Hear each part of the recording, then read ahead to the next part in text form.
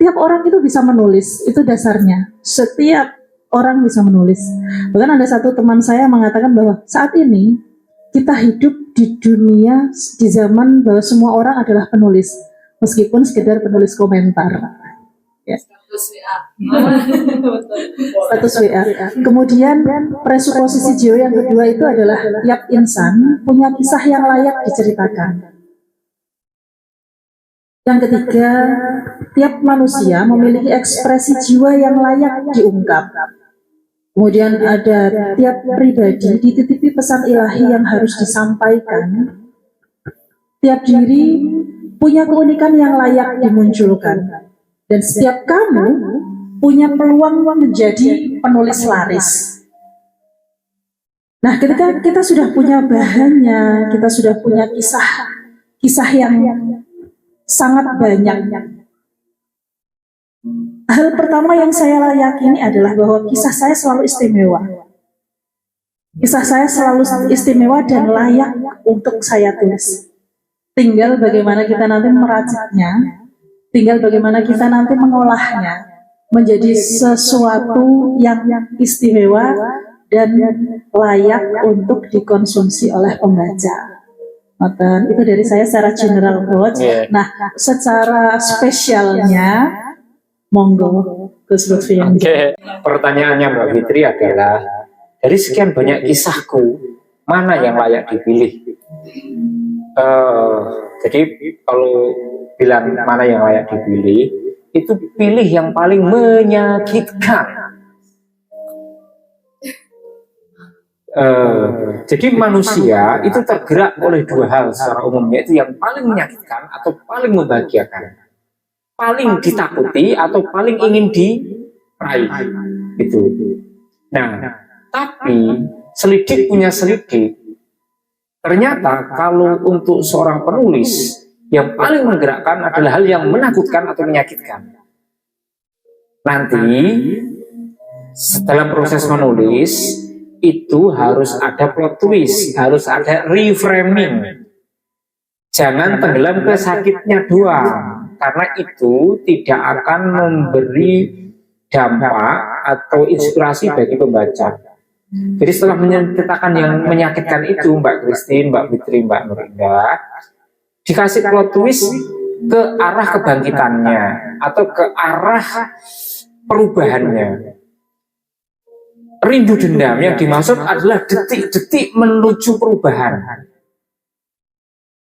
Jadi kenapa bahasanya rindu dendam itu positif dan negatif? Zin yang dendamnya negatif, rindunya positif. Jadi Anda dendam dengan yang menyakitkan, tapi rindu mencapai solusi.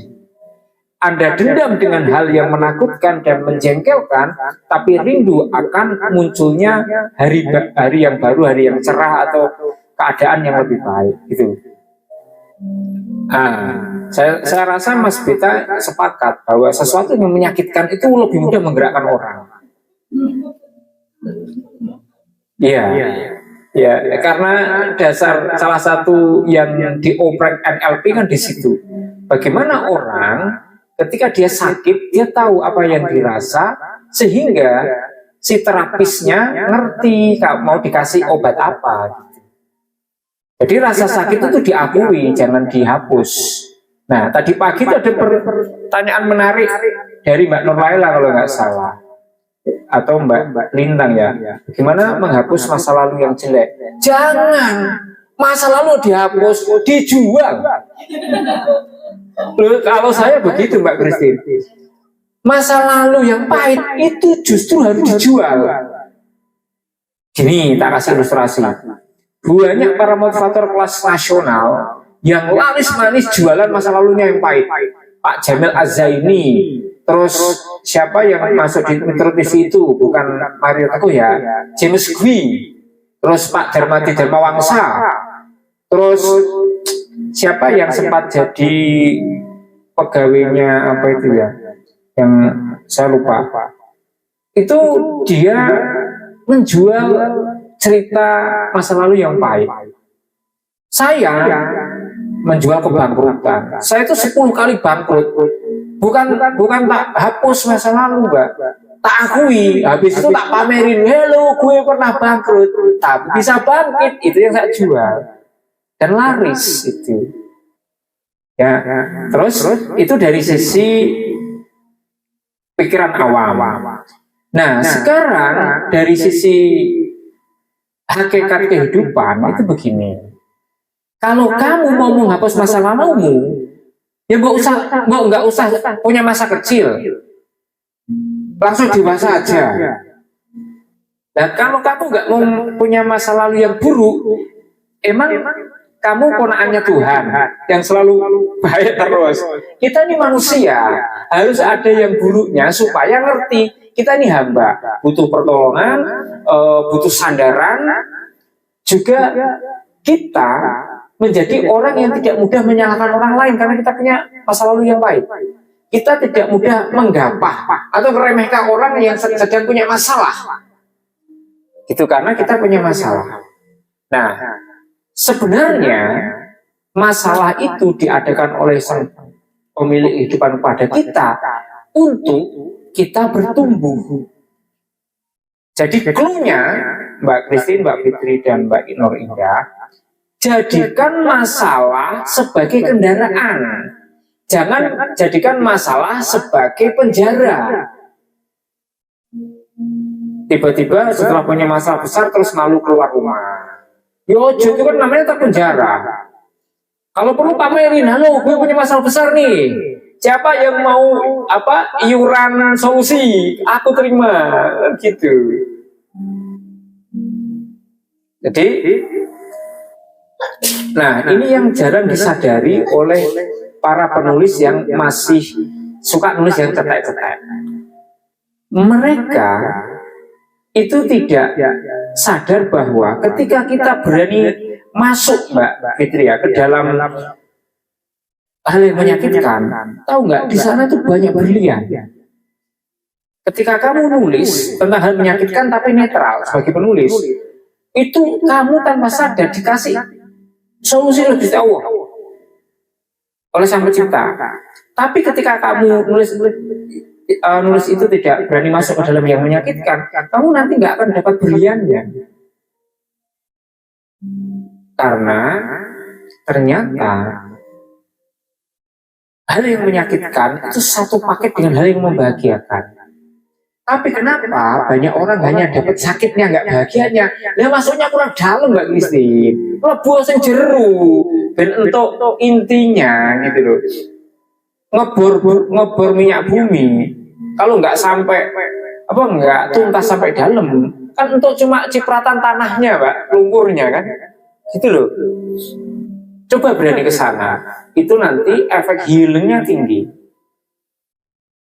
Kita ini kan nggak fair ya, Mbak Christine. Punya masalah pura-pura. Aku kan orang sabar, udah tak lupain. Bullshit. Anda semakin mencoba melupakan, tahu nggak? Semakin teringat. Gitu. Itu bawah sadar kita kerjanya begitu. Semakin kita dengan kuat ingin melupakan, dia nggak mau.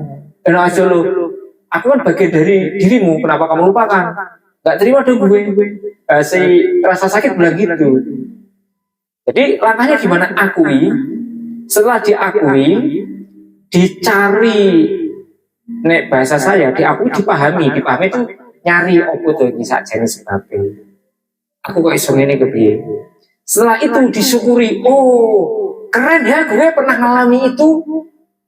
Keren loh Lutfi, pernah bangkrut 10 kali loh, Mbak. Keren bukan? Nah gitu. Kalau orang banyak kan, aduh, malu kita kan bangkrutnya. Ya malu kalau bangkrutnya doang, tapi detik-detik dari bangkrut ke bangkit itu yang layak dijual. Orang itu, teman-teman, nggak akan terinspirasi oleh tulisan yang tidak ada rasa sakitnya. Ingat itu. Ini prinsip dasar yang esensial. The essential writing adalah ketika kamu berani menuliskan yang menyakitkan, karena itu mewakili semua jiwa. Walaupun bentuk sakitnya sama, bentuk sakitnya berbeda, tapi rasa sakit itu semua jiwa ada. Rasa kecewa mendalam. Pernah tahu buku The Chicken Shop for the Soul? Itu sampai saat ini adalah buku yang super mega bestseller dunia. 1 tahun sekarang omsetnya 1 triliun dengan berbagai macam desain dan lain-lain. Tapi isinya apa? Ceritanya orang yang pernah luka kemudian tiba-tiba berangsur sembuh. Orang yang pernah disakiti memaafkan. Orang yang pernah kecelakaan menerima keadaannya. Kan begitu. Kenapa itu bisa laris? Ya memang manusia, jiwa manusia itu butuh itu. Jiwa manusia itu butuh satu asupan atau nutrisi berupa tulisan yang tentang rasa sakit yang bisa sembuh.